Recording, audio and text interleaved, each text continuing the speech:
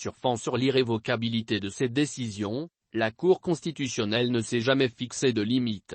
Année après année, elle grignote toujours plus de pouvoir, au risque de ravaler les autres institutions au statut de supplétif.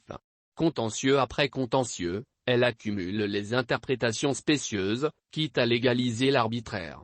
Décision après décision, elle alimente la controverse, rendant toujours plus illisible la vie publique. Comme si elle est supposée faire de la politique et pas du droit. Comme si elle n'est pas régulateur mais acteur. Comme si elle entend cultiver l'opacité et pas installer la transparence. Saisie par l'Union nationale aux fins de constatation, d'une part, de la vacance de sièges d'élus dans certaines collectivités locales suite à la radiation de 21 militants et, d'autre part, devoir procéder à leur remplacement, elle a débouté Minot Maxime Zimae Beillard de ses prétentions inédites. Cette décision n'a rien d'insolite, elle confirme la propension de la juridiction constitutionnelle à statuer au-delà des demandes, se donnant ainsi les moyens de faire comme bon lui semble. Autrement dit, la Cour constitutionnelle profite des saisines pour se prononcer sur des sujets ne relevant nullement de sa compétence voire pour orienter le débat public au gré de ses intérêts. On l'a vu durant la polémique sur l'état de santé du président de la République. Invitée à interpréter l'article 16 de la Constitution, elle avait cru bon de traiter de l'intérim, créant la notion d'indisponibilité temporaire, jusque-là inconnue de la littérature juridique. On l'a revu à la faveur de la lutte contre la Covid-19, appelée à se prononcer sur la constitutionnalité de certains articles de l'arrêté N°559/PM. Elle avait évoqué un vice de procédure, offrant au gouvernement l'occasion de prendre un texte identique à celui attaqué. Cette fois-ci, elle s'est autorisée à interférer dans une querelle interne, crédibilisant une œuvre de politique politicienne. Tout compte fait, la Cour constitutionnelle demeure fidèle à elle-même. Mais cette constance n'invalide pas les accusations régulièrement portées contre elle. A-t-elle jugé utile de joindre les 21 procédures?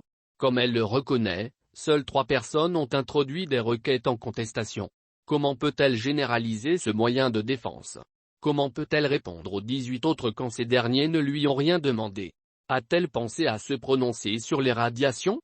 Dans leur requête, Chantal Miboto-Gondge, Paul-Marie Gondge et Romuald Nguema ont contesté leur remplacement dans les conseils locaux.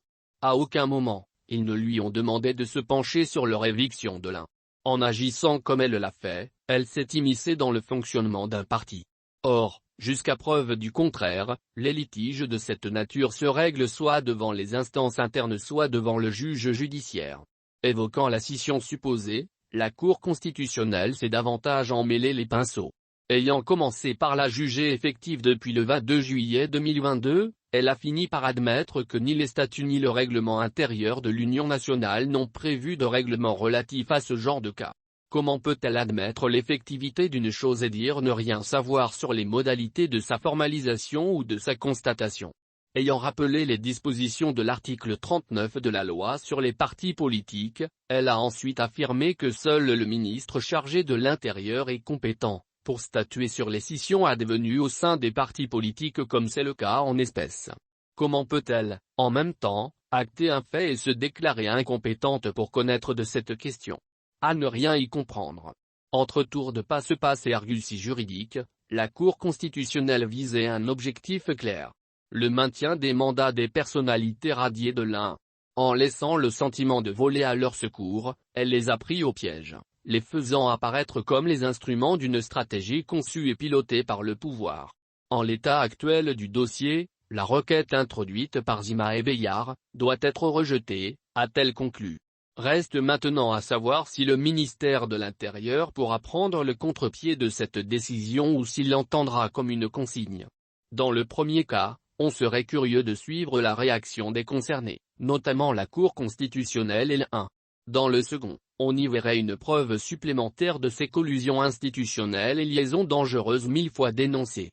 Où l'on se demande si cette décision profite à Paul-Marie Gondge ou si elle ne le condamne pas à se renier tôt ou tard.